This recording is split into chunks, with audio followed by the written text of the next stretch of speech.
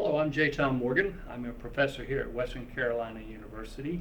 And here with us this afternoon is Diane McPhail.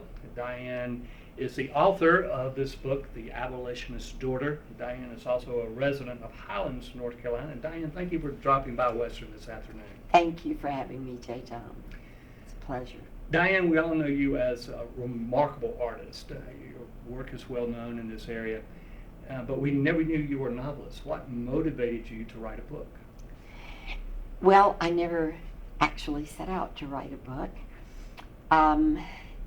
But I have to go back to one of my very early mentors, and actually the person who got me started writing, who was Madeleine L'Engle.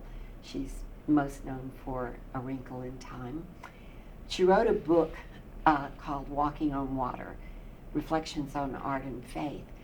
And in it she says, her premise is that the work knows more than you do. And it comes to you from somewhere outside yourself and says, will you birth me? And if you say yes, it's like an enunciation. If you say yes, then your job is to follow the work where it knows it needs to go. And so I've always painted that way. I never know what a painting or a series of paintings is going to be or do. And it has taken me in some very surprising places. And so when this story showed up and said, will you just write a few sentences about me, the sentences got longer and grew more prolific, and over a long period of time became this novel. Diane, you're from Mississippi. This book takes place in Mississippi before and during the Civil War, immediately thereafter. It's obvious you did a tremendous amount of research. Were there any surprises in your research when you were preparing to write this novel? Yes, there were. In the original story that came down through history about the judge here, nothing is ever mentioned about slavery. So when I was doing the research and reading his old inventories and his papers that are in the archives at Mississippi State University, I discovered that he was a slave-owning Southern abolitionist who had tried very hard to free his slaves, but it was illegal to free your slaves after about 1850-53. So he was unable to do that. He conspired with his own children's tutor to set up an illegal secret school for his slaves to educate them for the freedom that he did believe was inevitable to come. It was illegal to marry them. He was a judge, so he could legally marry people that otherwise couldn't be married. I also was very surprised to discover that the weather was a major factor in the Civil War. And the extremes of the weather at that time were comparable to some of the extremes of weather that we are encountering now, were a result of climate change at the end of the Little Ice Age, which went from about 1300 to about 1850. And those extremes of weather turned out to be one of the major factors in the Civil War in general. So that was a big surprise to me. It's amazing. Diane, the book is a novel, it's a fiction, but is there any biographical with your own family in this novel? Well, surprisingly, yes. That was another great surprise to me. I grew up with the story of this violence. It's legendary in that particular area of Mississippi. So I knew the story, and it had haunted me always, just as a story. And I was at my uncle's, and we were going through an old book of photographs and scrapbook sort of items.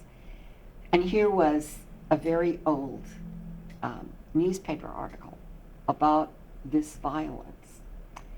And I looked at it and I thought about these people, and I said to my uncle, I said, it just has always haunted me. What is the motivation to this kind of violence? And once it has taken place, how do these people who have lived through it and encountered it, how do they go on with life? And as a therapist, I'm very aware of that question of trauma and of motivation. And my uncle looked at me and he said, Diane, do you know who that woman was that this story wraps around? And I said, no. And he said, that was your grandmother's mother. Oh my gosh. That was worth writing the book for. It was. So then I really got intrigued. And of course it is fiction, but from my understanding and my experience as a therapist and from the research, it really gave me a place and a way to try to understand a lot of things that have come down to me and how these things happened. You have a PhD in creativity and spirituality, and as I was reading the book, did I just imagine there were undertones of spirituality in this book? No, there definitely are. Definitely. And I would say one of the primary ones has to do with judgment. We have an almost reflexive, instinctual jump to judgment about people and about situations that we encounter at almost every minute of the day. There's something.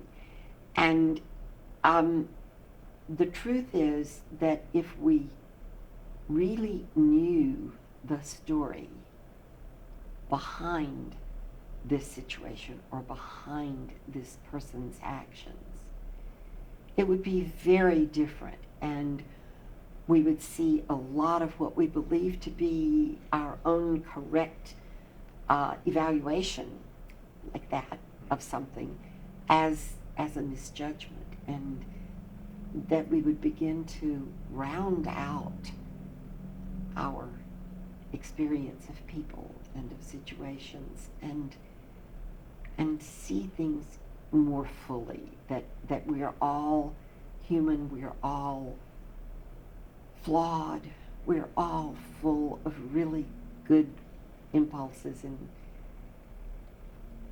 good aspirations, but even our unintended goodness sometimes can lead to very mistaken or disastrous results. Well, that's another thing. Let me just say, I don't want to spoil the book for people viewing this, but that almost all your characters have character flaws, which made it that more realistic, like you were reading about ourselves, our own families. Let me just say, I picked the book up, I was going to read a couple chapters and start preparing exams. Well, the next thing I know, I can't put the book down. And I'm sure my students don't mind, but when I did finish, my first thought was, do we have another one coming?